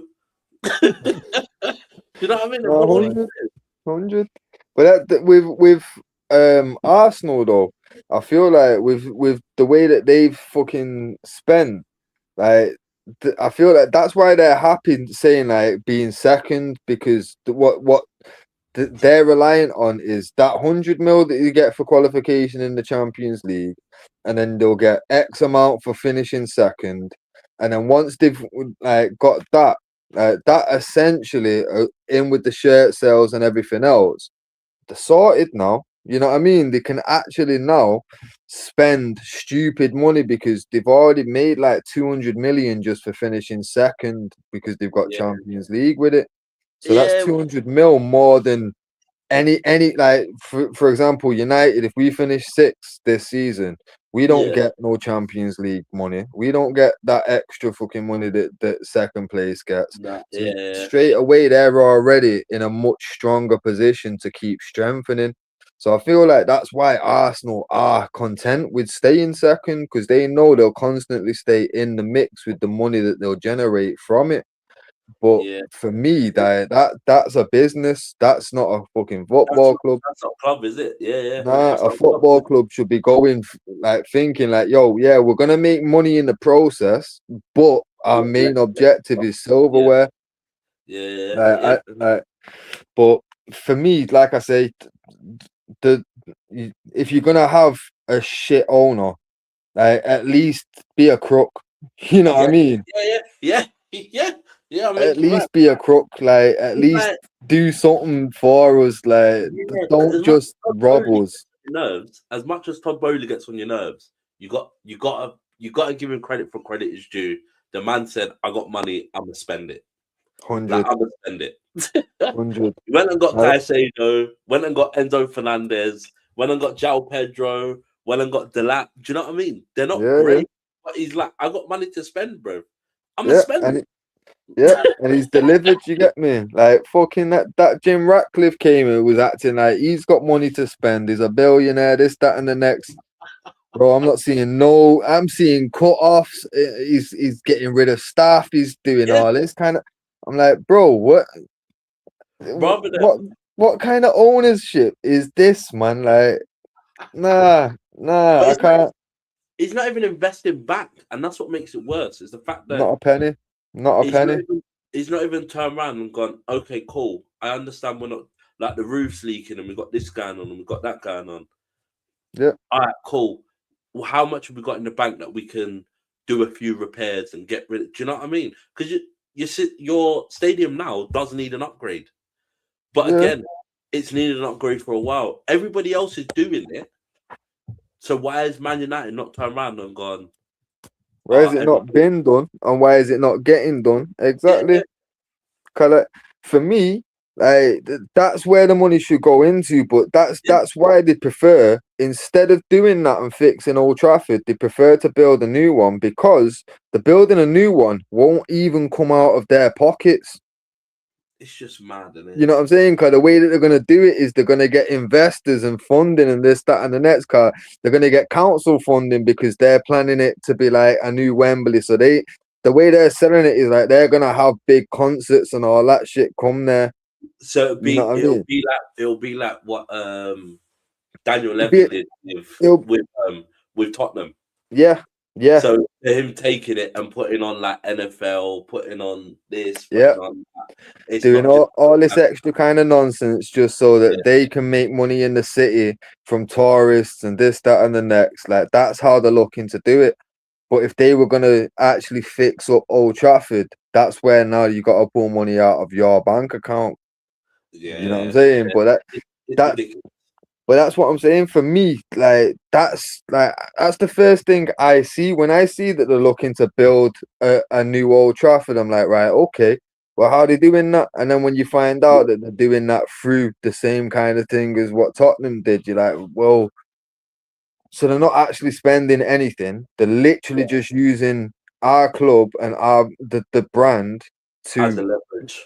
As leverage to get something that when they then sell the club with that new stadium attached to it, they make an extra 3-4 billion on us.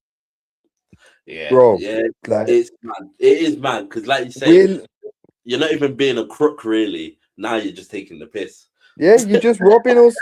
You're just robbing us, barefaced, no bally, not even putting on gloves. You know what I'm saying? bro. Man's leaving all Absolute sorts of vile. fingerprints. Trust me, fingerprints are over every room in Old Trafford. We know exactly who's done it, and not one person said a thing, batted an eyelid, nothing. People have even allowed themselves to get sacked by these people, barefaced, nobody. Come on, bro. It is mad. It is mad. And like you say, it's just a case of like I just don't understand how, as you say, like you can be that barefaced that you can't be like, all right, cool. Because the thing is it started off as a City thing, innit? It started off as Manchester United as a club. It was part of the City. Yeah. And then all of a sudden now it's gotten global, it's gotten wide, and we understand that. We understand you need to take it to another level. But the matter of fact is now is you've forgotten about the people that are actually attending these games, and you have all these tourists and whatever else come, because the stadium is absolutely fucking huge. It is absolutely huge. There is no doubt about that. But again, you're not keeping up with the likes of Arsenal, who have then moved their stadium from Highbury and taken everything from Highbury and gone to Arsenal. Yeah, Do you know what I mean? It's mad. Like, it is actually crazy the fact that you're taking the piss like that, and that you're taking the piss in terms of you're now not even thinking about the people that are here. You're now thinking about, I'm a crook. I'm going to show you I'm a crook. I won't have a crook because I'm going to make you pay for it. Yeah. But the thing is, they're not even bothered about, like you're saying, they're not asked about the locals that want to attend games and that, because they know it doesn't matter. Every year, we're selling X amount of season tickets, whether you like what we're doing or not. There's gonna be the 15 to fucking 25,000 people that constantly getting these season tickets. Yeah, they're your only locals that are really guaranteed to go. After that, they don't care. They will happily have every nationality on this planet fill the rest of that stadium, and they'll do it every single week, bro. People, I know people like, bro, I've got family. A lot of my Irish family come over and plan their holidays around a match that they can get tickets for. You get me? And I know a lot of people do the same thing. Like, I know a lot of people, like, I've got relatives in Australia, and when they come back, they try to plan it on a game that they can get tickets for. It's like that's what people do. That's so it's one of them. It's like for example, like I know I've got brethrens like that go to Dam. Like I've got a brethren that's been to Dam to see J. Cole and Kendrick. He likes to go Dam to see the top like artists where he wants to go and smoke or whatever. He'll go to Dam for it. Yo, I was seriously considering one time going to America just to watch a Nas show. You get me? So it's like I know that people are doing the same thing with United. The Glaciers and that don't care where you're from as long as there's a seat in every seat has got an arse in it. Like they don't care where that person's from or how long they've supported the club, or even if they really do support the club. You know what I mean? They fuck it. We've sold a ticket. We've made our profit. They're not bothered, bro. But like I say, the biggest crooks out here. But like I say, when the fan base can't even see the Amarim's bad for us, you're preaching to the wrong audience, bro. You know what I mean? Like I'm trying to do everything I can to help this like the United fan base by just spreading the message, but nobody wants to hear it, and everyone will still turn around and say, "But they bought us, Cunha." Fuck off, man! Like, look at everybody else's spend. Like, bro, know what pissed me off? Jonas, have you heard about your link to Camavinga? Yeah. Alright, listen, don't do this, bro. Don't do this, man. Come on, bro. You don't think I'm struggling enough after this Conor Gallagher nonsense? As I'm reading it, in the back of my head, I'm thinking we have to be in for him at the same time. Like, there's no way. We should have been in for him fucking 4 years ago. Bro, I got to the bottom of the article, and the next suggested article was United eyeing up a cut price deal for James Garner. Bro, I nearly threw my phone across the fucking room. Yous man are in for Camavinga, and we're in for Garner. Cut price deal. What has life come to, bro? It's horrible, isn't it? It's horrible. Oh, Nah, you're taking the it's piss, man. horrible. Allow it. It's horrible, man. Bro, Mate. listen, I'm just done with this club, man, at the moment, man, because some of the things that's coming up, man, just it's like it's just being done on purpose, man, for just jokes, for banter, man. Because yeah, like if Camavinga goes Liverpool, I tell you now, yeah, I will fucking go mad because I wanted that guy when he was 16, man, playing for Rennes, running at midfield, and you could I've said it obviously for see his time. path was going to be a Madrid, yeah.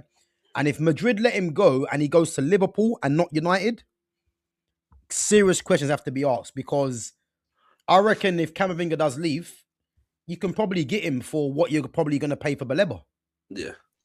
Roughly around that. So, Yeah. boy. But anyway, you know what? It was a good insight, man, because as I said, because obviously you're right next to it, Fitz, man, and you know what's going on. But yeah, this club is a disgrace, man. And as I keep saying, man, I mean, we can't really control about the Glazers in, Glazers out, etc. But what we can look at is that this manager is clearly not the manager. You know, and I've seen too much of this manager to know that regardless of what's going on upstairs, he's not helping his cause. And the fact of the matter is, he's that stubborn, yeah, and he thinks he's that good. This just can't continue. So yeah. To be fair, let's not forget. Alex Ferguson was still successful under that ownership. Yeah, you know what I mean. We can be successful with that ownership. That they're not to blame for why we're unsuccessful. That's management. You know what I mean? Like what I've heard you say it several times. They don't tell the manager what formation and what players to pick. Yeah. That's nothing to do with the Glazers. The Glazers are why we're financially fucked and why we're going in 10, 15 years' time. If they're still running our club, I don't even want to imagine where we're at. You get me? But right now, we could still be successful with the right manager.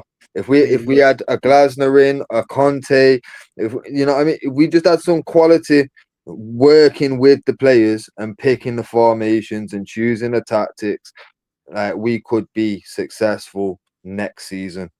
You know what I mean? But we could have been successful this season, but it's too late. It's too late now. You bring in somebody else, it's going to cause too much disruption. I feel like bringing somebody else now, like you might get that few good games like you always do as a new manager, like 2-3 good games on a bounce. But after that, I feel like it'd cause too many fucking problems in the locker room. Like I feel like right now, it needs to. We need an interim to get us through to the end of the season, and then bring in a new manager. But again, bro, I hear it, man. Let's just try and get through this game tomorrow, because I tell you now, man, I'm not contemplating nothing less than 3 points. And even if they draw the game, man, serious questions need to be asked of a team that's got 2 points and they come to Old Trafford and leave us something, man. So I hear it, that can't just mentally prepare, bro. I'm telling you, I've said it for fucking months now. Wolves we will be the first team Wolves beat. Guys, listen up. Guys, listen. I'm gonna go through some of the chats just quickly now.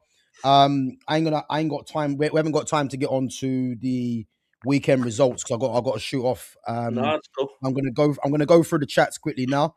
Big up to Foxy Danny, says tomorrow's prediction: Man United 3-0. I'm gonna say 2-0 United. 2-0 United. What do you boys reckon? Go on, Jonas. I'm gonna say 2-1 to you lot. I'm gonna say 2-1. I say you go up, you go 2-0 up, and then they probably score like a late goal. Bro, I just can't see them scoring, man. I'm gonna say 2-0. It has to be, you know what I mean? Anything less than bro, if we win 1-0, yeah, I ain't gonna be happy. So I'm gonna say 2-0. Be positive. I'm gonna say because we're at Wolves as well, innit? Yeah. No, it's at home. Is it?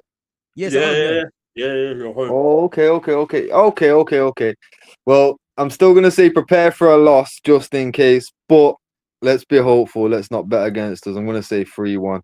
Should be similar to the last game. First half shaky, second half we put them away. Okay. So tight scoreline, man. I'm saying 2-0 out of hope. Like, I don't believe they're gonna win 2-0, but I'm just gonna say it because we have to. No, that's what I'm saying. For me, I do see us getting beat regardless of where we're playing. But nah, I can't bet against us. I'm gonna say fucking 3-1. But like I say, prepare for that loss, cause I've predicted it for time now. Big up to Foxy Danny with a super sticker. Big up. Question for the panel: what positional player would you want to give United or Liverpool a second half push? What positional player? I don't really know that one, man. I don't really understand that question. Big up, though. I'd probably say for me, it's probably like the way I've interpreted it. I'd say it'd have to be a centre mid for United. We need someone that can really control the game. Yeah, that goes without saying. Player wise, like I could name any of the players that have been linked to us other than Garner or fucking Conor Gallagher, and we're pretty much there. Bro, I'm not here for that talk, man. I'm blocking out my mind, man. I got football in a minute, man. So I can't. Yeah, listen. It's just joke, man. It's not serious. Fitz and Gav, I get the impression that Amarim knows exactly what he's doing to draw him more attention and to build his profile as a manager. Big up to Foxy Danny. Well, I'm glad you know what he's doing because I don't. You know what I mean? I don't think he's got clue neither. Yeah, listen. I ain't got a clue what he's doing. One thing I do know actually he's doing is that he's sabotaging this fucking club.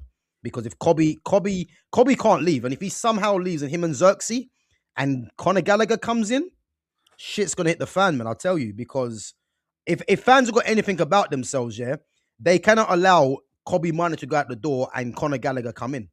I can't accept that, man. That's what's gonna happen. I'm ready to riot, but I'll just be one man out there with a bally and a baseball bat. I'll get nicked fast.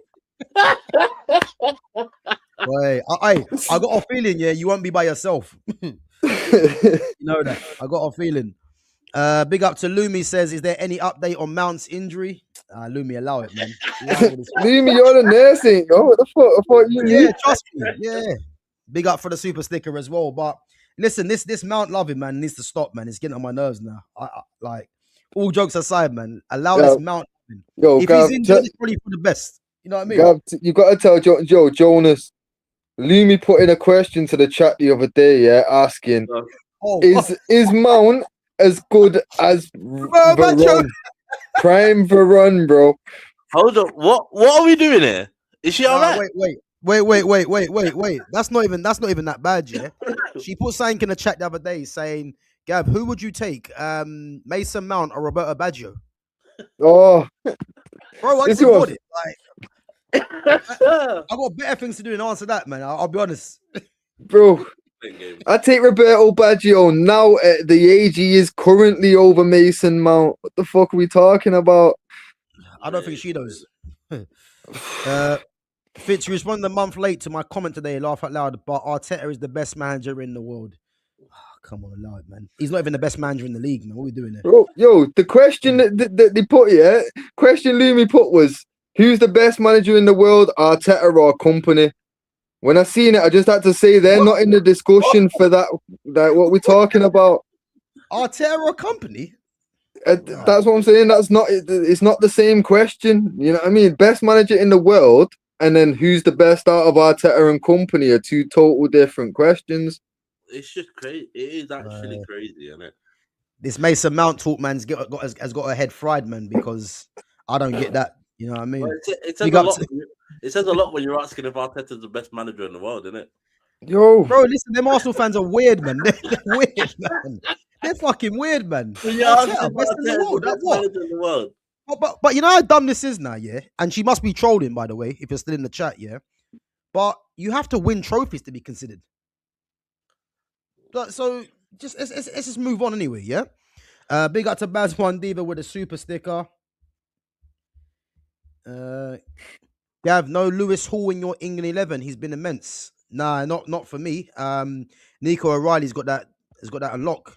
Yeah, Yeah, Nico O'Reilly for me at the moment. Lewis Hall's decent though, but Nico O'Reilly, man, for me. Nico O'Reilly's been the guy, isn't it? Yeah, he's a good player, man. He's actually a number 10. I know. He's playing where he's playing.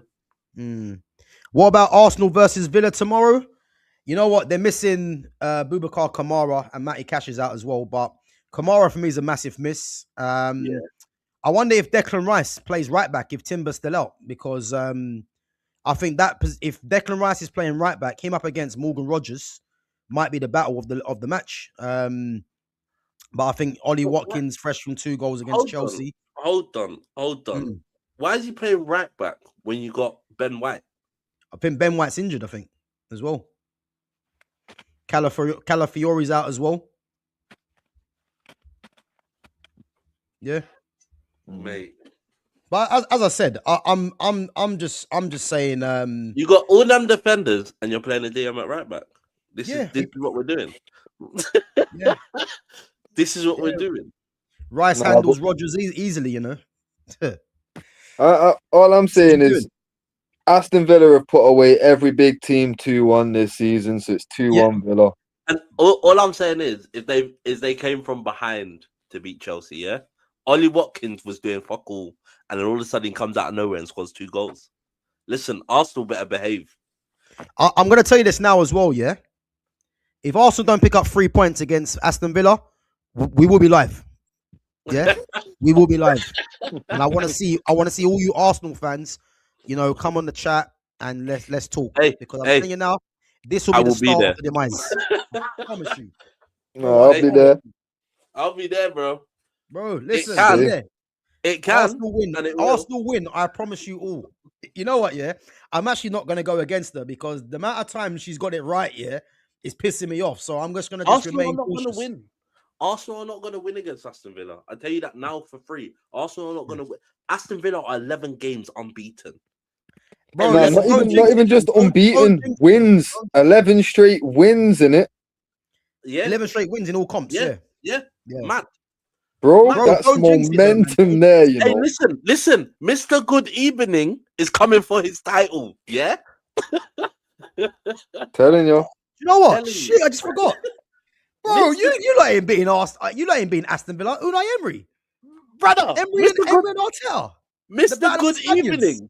Yeah, it's a wrap, man. Hey, listen, Villa picking up something. They're picking up something. 2-1, man. Listen, this is the same either brother. 3 points, a point, or Arteta's head. One of it, one. Something's gonna happen.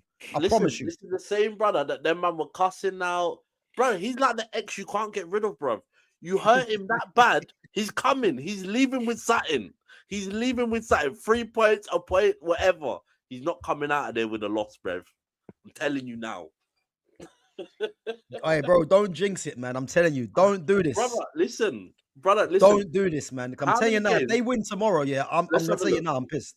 I'm going to be pissed. Let's have a look. Arteta versus Emery. Let's see how many good. Yeah, bro, all this nonsense don't make no difference, man. Like, it's like Arsenal been fluking this league the whole season so far, so... No, I'm telling you, man. Just like them to do it again, man. Ah, man. Villa 2-1. Morgan Rogers to score or assist. No, Villa 2-1, yeah? Villa 2-1. Morgan Rogers to score or assist. Gyökeres lands tomorrow. Well, where's he going? Holiday, yeah? He might as well. He's been missing so far. Well, that guy's shit, man. You know, it'd be just like him to score the winner as well, you know. Not in my luck. What do you mean just like him? When have you seen that from him? Yeah, true. Brother, we're talking about a guy that had pigs and blankets for Christmas, and we're talking about him scoring. Behave, please. Behave, please.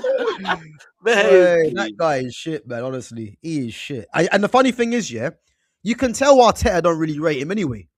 He don't really rate him. You can tell. Brother, he's taking him off on that, don't he? He don't rate him, man. When Kai Havertz is back fit. Yeah, when Kai Havertz is back fit, he's on the bench again. You think he cares about Gyökeres, bro? He don't give a shit, bro. You know what I'm thinking? Hey, you know what I'm thinking? Actually, yeah. I think Mikel Merino plays up top tomorrow. Probably. I think Merino plays. And I'll tell you why Merino's going to play up top, yeah? Because Merino obviously is a midfielder anyway, but he drops into the midfield and they're missing Kamara. So they might try and outnumber Villa's midfield. But I don't think that'll work. As much as they're missing Kamara, you still got Tillemans, you still got Onana, and you still got Buendia. Yeah, but Buendia started the other day and he come off, innit? And he was shit. But the thing is, they could play that Lamar Bogard in there. They could play him with Onana and Tillemans. But I reckon, yeah, they might need to play. Nash, you know what? Nah, I was gonna say John McGinn in there, but John McGinn, yeah, because he can hold the ball, he might draw fouls from out wide. So it might be a better bet to keep him there. Yeah. Morgan Rogers, Ollie Watkins. But I think they might play Bogard, Tillemans, and Onana. You know, Maatsen at left back. I think watch Maatsen lock up Saka as well. Here we go. And you know what? Right on board. Saka, Mark Sparson coming. I didn't even, you know what? Yeah, I didn't even see it. Yeah, and I said, I guarantee you, Maatsen will lock him up. And you know what I mean?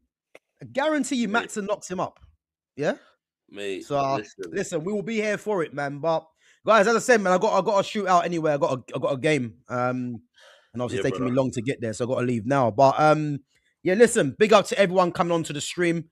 Make sure you guys sub to the channel. Make sure you guys share the channel. And make sure you smash the like on the way out as well. And guys, make sure you go follow Jonas and follow Fitz on their socials. As I said again, their socials is in the description. So make sure you guys go over there and follow them. And listen, we will be here tomorrow, you know, once there's points dropped.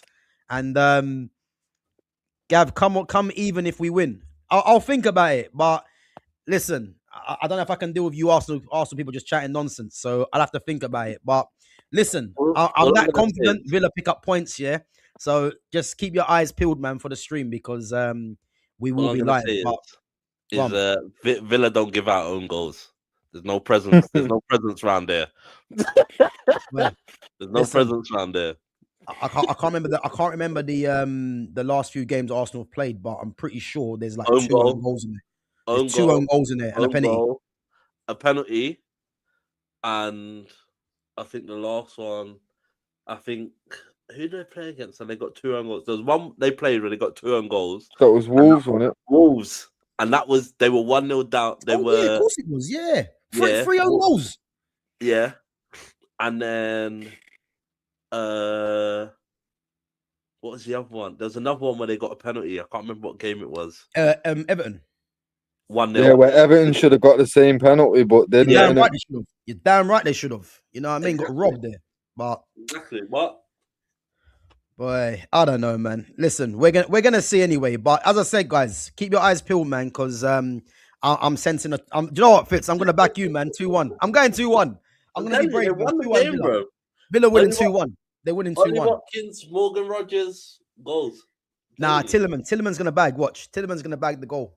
I'm going 2-1 Villa, yeah, and this is where the crumble starts for me, you know. Yeah. And I want to see all you Arsenal people in the chat and letting me know what happened, you know. And on the same sense, if you guys win, well done. Yeah,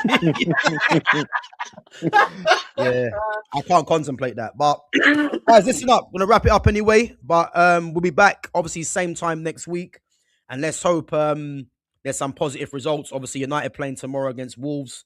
Obviously, the Villa, Arsenal tomorrow, Liverpool playing Leeds as well, and then the weekend games as well, man. So, listen, there's some football coming thick and fast, man. So, yeah, it's gonna be good, man. So we'll definitely be back next Monday discussing obviously United, Liverpool, and obviously the weekend football as well. So, let's see what happens, man. But yeah, as I said, guys, make sure you smash the like, share the channel, sub to the channel as well.